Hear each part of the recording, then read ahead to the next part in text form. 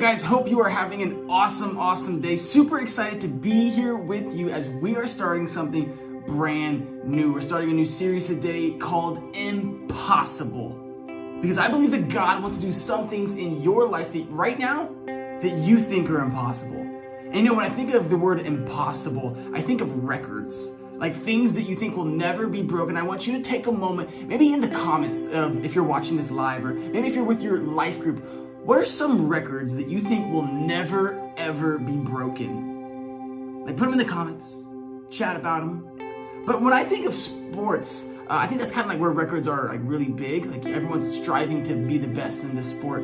But I actually hold a record in Nevada for the most interceptions in a game, where I got 5 interceptions in one game, so I have a record. But I think one of the most unbreakable records of all time is when Wilt Chamberlain scored 100 points in a game. That's crazy.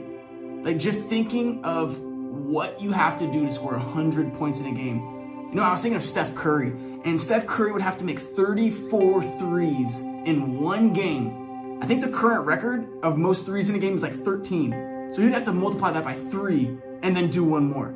The most 3-pointers by a team in one game was 27 by the Houston Rockets. So Steph Curry would have to hit 27 threes, and then he would have to get, what is that? 7 more? Is my math right? Yeah, 7 more threes just to score 100 points in one game. I don't know if anyone will ever score 100 points in a game. Kobe Bryant scored 81, and he was still 19 points short. Like, you're really good at math, I'm really good at math, we can do that. But that's just crazy. But you might be saying, Trevor, I don't really like sports. Do you have something for me? And I do. Listen to this. The most amount of metal consumed by a person in one lifetime was 9 tons. I don't even know what 9 tons looks like, but included in that 9 tons was this airplane.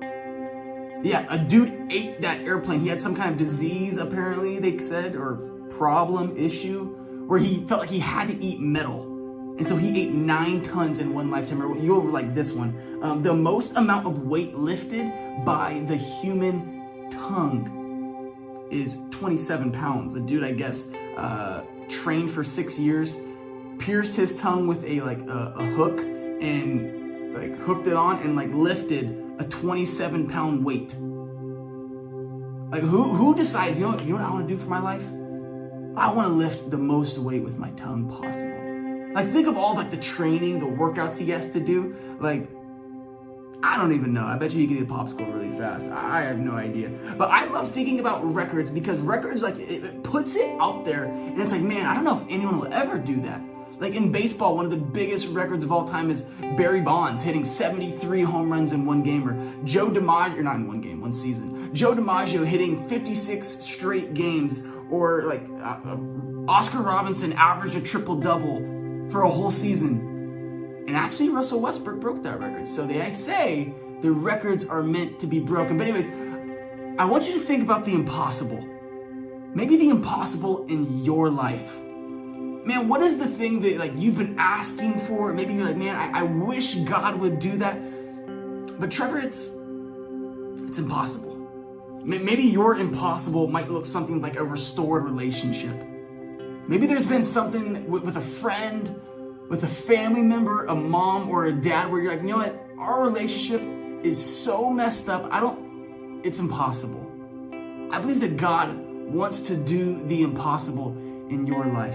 Maybe your thing is like a health problem. You know someone who has cancer. You know someone who has some kind of disorder or some disease, something that's been going on and on for years and years and years. Like, Trevor, I've prayed so much, but I think it's impossible.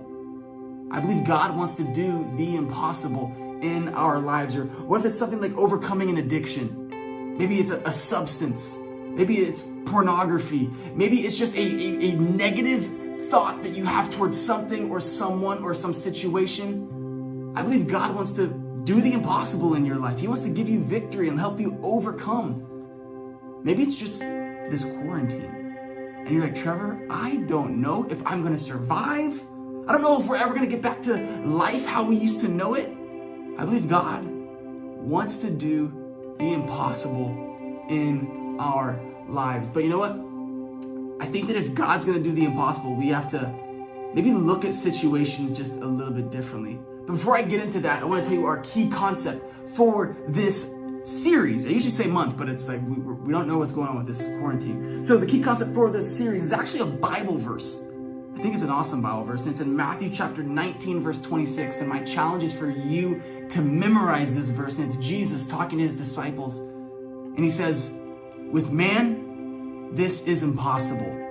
But with God, all things are possible. Go ahead, if you're in the comments, just say all things are possible with God. Or maybe you need to get that, you post out on your social media. Maybe you need to get that tattooed on. Don't do that. Just kidding. Just making sure you are paying attention. With God, all things are possible. So I heard a really cool quote this last week about the impossible. And it's this guy, and he says this: we're all faced with a series of great opportunities that are disguised as impossible situations.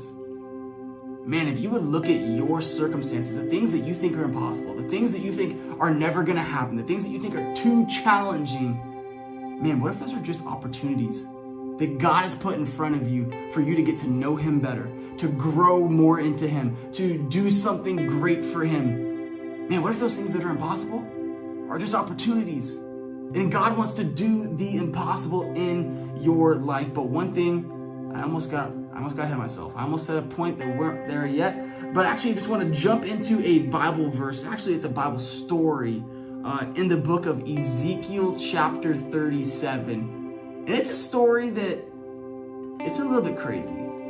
Like, I think I can never say enough how sometimes you read the Bible and you're like, what is going on? Is this real? Like, has this been made into a movie? Because if it has, I need to see it. But in Ezekiel chapter 37, verse 1, our boy Ezekiel is, the title of the story is Ezekiel in the Valley of Dry Bones. And I'm just going to read it for you right here.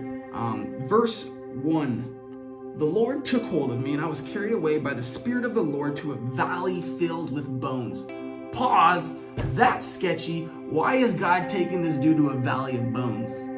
That's weird. And it says, he led me all around among the bones that covered the valley floor. They were scattered everywhere across the ground, and they were completely dried out. So these bones, who knows what happened? Maybe there was a war, but there was a bunch of skeletons all over these bodies, or the bones had been there for a long time. Then it says, then God asked me, son of man, can these bones become living people again? I don't know. Like, what kind of question is that? Hey, can these skeletons become living people? You know, if I were Ezekiel, I would have said something like, that's impossible. They're bones, and they've been here for a long time, but with man, it is impossible. But with God, all things are possible. So jumping down to verse 7, it says this. God actually speaks to Ezekiel. He says, prophesy over these bones and say something, say a prophetic message to tell them to come back to life. And so Ezekiel speaks the message in verse 7, just as he told me. It says, suddenly as I spoke, there was a rattling noise across the valley. The bones of each body came together and attached themselves as complete skeletons. Then I watched muscle and flesh form over the bones, and the skin formed to cover their bodies, but they still had no breath in them. So you just have these bodies. What used to be bones has now become lifeless bodies. Does this sound like some kind of Frankenstein experience? If you ask me, it's a little sketchy, a little weird. But jumping ahead to verse 10. Again, God says, speak a prophetic message. And it says, so I spoke the message as he commanded me, and breath came in to their bodies. They all came to life and stood up on their feet, a great army. And I say, Trevor, that's a real cool story. But what does it have to do with this?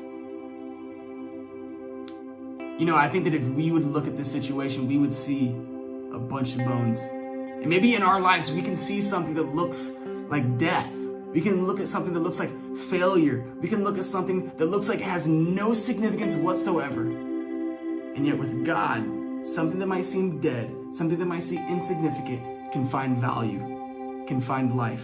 First thing in your notes, I hope you're following along. It says Jesus specializes at seeing potential. You know, Ezekiel is looking at this valley and he sees a bunch of dry bones, as would you and as would I. And yet God sees something different. While Ezekiel sees dry bones, God sees what they can be. Ezekiel sees dry bones. God sees a great army. And the thing in the middle is Ezekiel stepping into what God has called him to do. So, what do you think Jesus sees or thinks when he sees you? What kind of things in your life are you like, man, that's a weakness. That's insignificant. That's something I wish that wasn't a part of me. That's a problem that I don't know how to overcome. Jesus sees you, and he sees you as he has called you to be. And he's giving you the strength to become that person. So although you may see bones, he sees bodies. If you might see weakness, he sees strength. You know, one of my favorite verses in all of the Bible is found in 2 Corinthians when Paul says that strength is found in weakness. That actually Christ he's glorified in my weakness. A lot of times I go around trying to hide my weakness, only to know that sometimes that's how God is best displayed. God's power is best demonstrated when I'm weak. God's glory is best shown when I am weak. When I fail, God could give me victory. What if some of the things that you struggle with, addictions, problems, what if God sees those as your future testimony? What if God sees those as your future stories that you're going to tell about the goodness of God? Yes, I was stuck in this, but God is so good. God is so great that he brought me out of it so I can share this story with you. And it can grow your faith. Although you might see this, God sees something more. You might see yourself where you are. God sees you to where he is calling you. Jesus sees your potential. And I'm so glad for that, because a lot of times I look in my life and I'm like, man, I'm messing up. But Jesus sees the potential. Jesus sees where he's calling me to be. Hey, there's a song right now that you should, maybe not right now at this moment, but in your life group, later on. It's called Graves into Gardens. It's by Elevation Worship, and it really captures this thought. So challenge you to go listen to that song. It's awesome. I have it on repeat in my house. Me and Tanner dance to it all the time. Anyways, number 2 in your notes in this story, God does the impossible through people. Man, you could find so many stories in the Bible where God could have done something by himself, but he chooses to work through people. Man, God could have just raised this army of bones up into whatever he wanted, but he chose Ezekiel to speak it and to make it happen. Which kind of made me think, if Ezekiel's words brought life, how important are the words that we are saying to each other? I mean, in a time of quarantine, even more so. I mean, you are stuck with your family. What kind of words are you speaking to your brothers, to your sisters, to your mom, to your dad, to your aunt, to your uncle? What kind of words are coming out of your mouth? Are your words growing, giving life, or are they tearing down? Are they sarcastic? Are they condescending? Man, I challenge you. Speak life. What do you think? Or let me just say, your words have meaning, your words have power, but your words have even more power when they're in alignment with God. And in this story, God says, speak this. Ezekiel speaks it, and these bones come to life. I totally believe that God puts stuff on our hearts and our minds for us to say to other people, and we should do that. Maybe you're going to bring life into a situation in someone's life. And so we're one of my hopes for this talk was to communicate that Jesus can take something that's dead and bring it to life. And that Jesus is offering something that's so much better than anything you might currently have, or something that you're even striving or wishing that you had. You know, the life Jesus gives is better than anything you can find elsewhere. And although he takes bones and turns them into life in the Old Testament with Ezekiel, he is still wanting to give us life today. John chapter 10 verse 10 says, "The thief comes to steal, kill, and destroy, but I have come that they may have life to the full." Jesus wants you to live a full life, a meaningful life, a life of significance, a life of adventure, a life of purpose. And so I want you to think for a moment, what are those things in your life that are those impossible ones? Like we talked about earlier, addictions or relationships or health. I want you to think of those things, and I want you to watch this video. What do you think the chances are of a guy like you and a girl like me ending up together? Well, Lloyd, that's difficult to say, and we really don't... Hit me with it. Just give it to me straight. I came a long way just to see you married. Just, least you can do is level with me. What are my chances? Not good.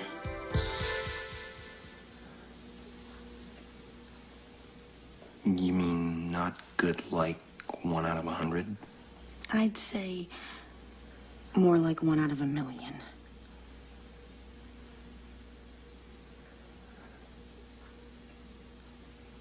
So you're telling me there's a chance? Yeah! Hey, that video was kind of funny, it was kind of a joke, but the thing that I'm trying to communicate is true.